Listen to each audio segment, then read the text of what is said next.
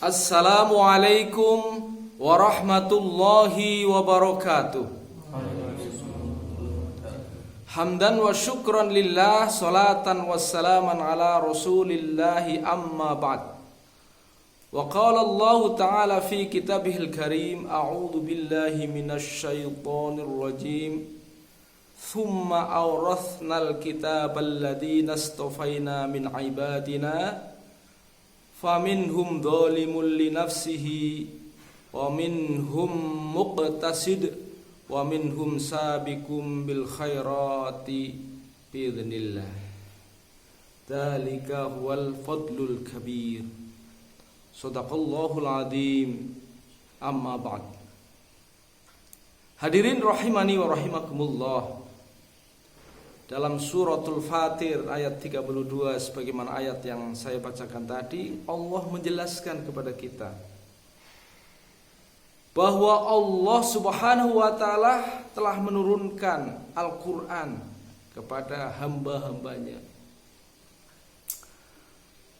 Sebagian dari hamba-hamba itu mereka dolim, menganiaya terhadap diri mereka sendiri. Sebagian mereka sedang-sedang saja menyikapi Al-Quran itu. Yang ketiga, golongan orang yang cepat tanggap terhadap Al-Quran itu.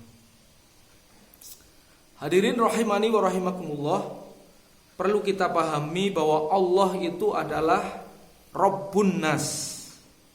Kemarin sudah kita bahas apa arti Rabb itu.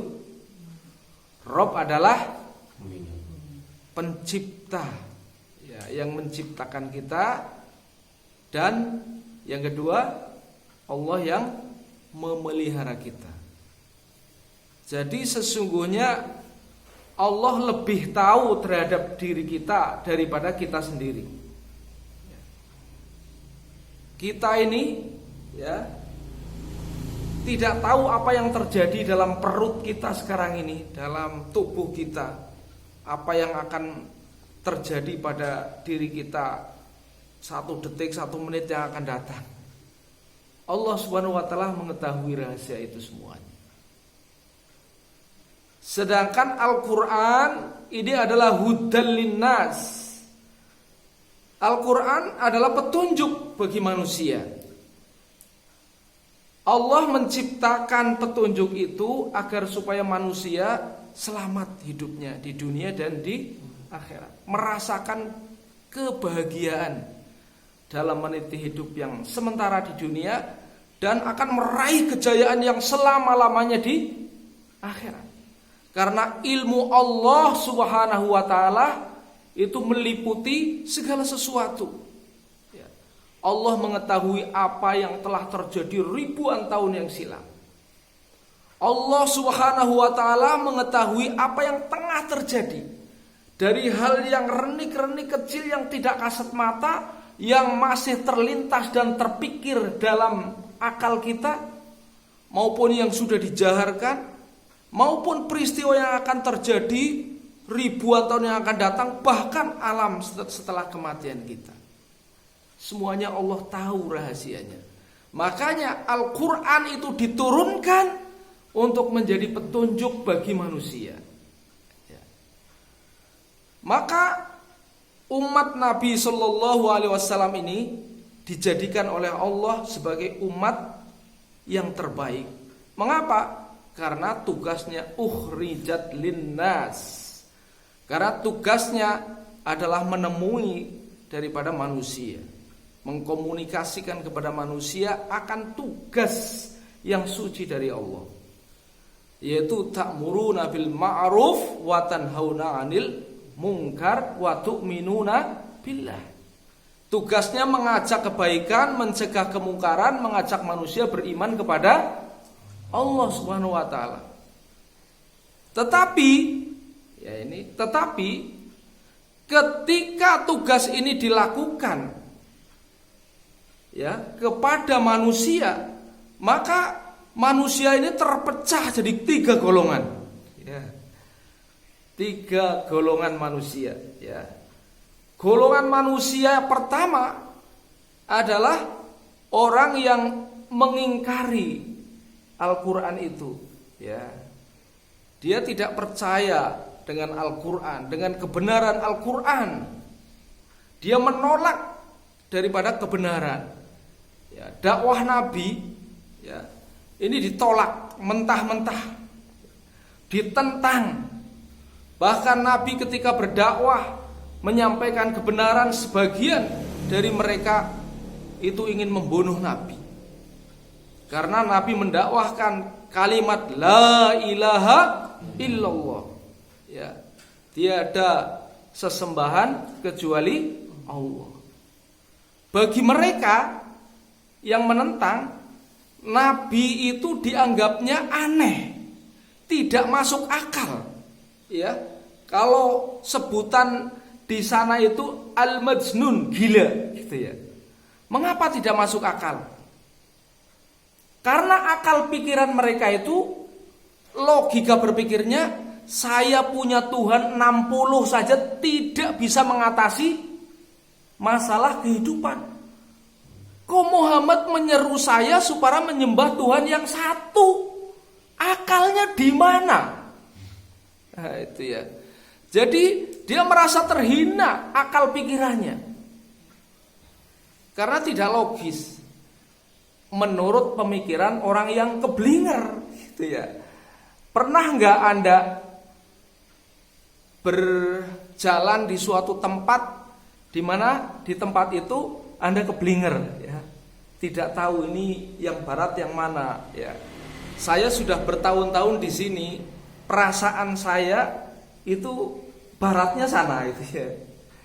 Ya, sana itu selatan menurut saya, menurut perasaan saya, ya. Dan susah dirubah ini. Jadi perasaan ini yang menghantui pemikiran seperti itu, sehingga senantiasa dia menolak, ya. Makanya harus dengan akal. Oh ya, matahari terbit di sebelah sana. Itu orang keblinger, ya. Kemudian segolongan yang kedua adalah muqtasid, ya. Yaitu orang yang pertengahan, menyambut dengan gegap gembita juga tidak, ya. Menolak juga tidak, ya. Pada saat itu, ya.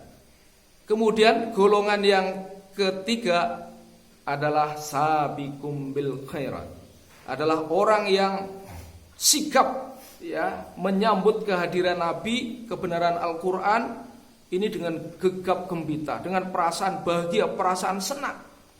Bahkan mereka meyakini apa yang datang dari Allah dan Rasulnya itu lebih pasti, ya, lebih pasti, lebih dipercaya daripada apa yang dilihat dengan mata kepalanya sendiri, gitu ya. Nah, itulah golongan Abu Bakar dan kawan-kawannya. Kalau yang golongan dolimul nafsi, golongannya siapa? Ya, contohnya yo Abu Jahal dan kawan-kawan, kan gitu. Kemudian sebagian besar pada satu yang muktasid, ya, yang tengah-tengah. Nah, ini kita bisa belajar dari matematika, ya. Itu kan merupakan sebuah himpunan. Himpunan orang-orang yang tidak mendapatkan hidayah Allah. Ini orang yang zalimul nafsihi, yaitu himpunan orang-orang yang menentang, ya, terhadap kebenaran.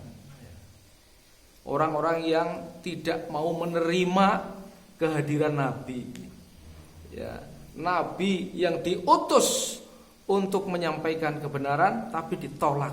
Nah, himpunan orang-orang yang menolak daripada risalah Nabi digambarkan sebagai himpunan bilangan negatif. Himpunan bilangan negatif anggotanya apa? Ya, ada -1, -2, ada min sekian, ya kan? Itu hari-hari adalah perbuatan dosa, ya, yang dilakukan tanpa disadari. Mulai dosa yang kecil sampai dosa yang besar, menyembah berhala, ya, syirik. Itu dilakukan hari-hari, menjadi kebiasaan hari-hari, tapi dia tidak sadar, Ya. Yang kedua, himpunan bilangan persekitaran 0 ya. Kalau negatif tidak terlalu jauh, positif juga tidak terlalu tinggi ya. Mereka biasa berbuat baik, menerima, tapi kadang-kadang juga menentang atau kadang-kadang berbuat keburukan, itu yang tidak yang tidak mengikuti Al-Qur'an. Kadang-kadang dia taat ya, kadang-kadang dia ingkar ya. Kadang-kadang berbuat baik, kadang-kadang ini yang tengah-tengah, menyambut tidak begitu cepat gitu ya. Nah, golongan yang hebat itu yang sabiqum bil khairat ya. Jadi golongan ini digambarkan seperti himpunan bilangan positif. Jadi apa yang dipikirkan, yang dilihat, yang diperjuangkan itu adalah kebenaran, dan dia memperjuangkan dengan sepenuh daripada kekuatan iman ya. Nah, inilah orang-orang yang akan Allah selamatkan di dunia dan di akhirat.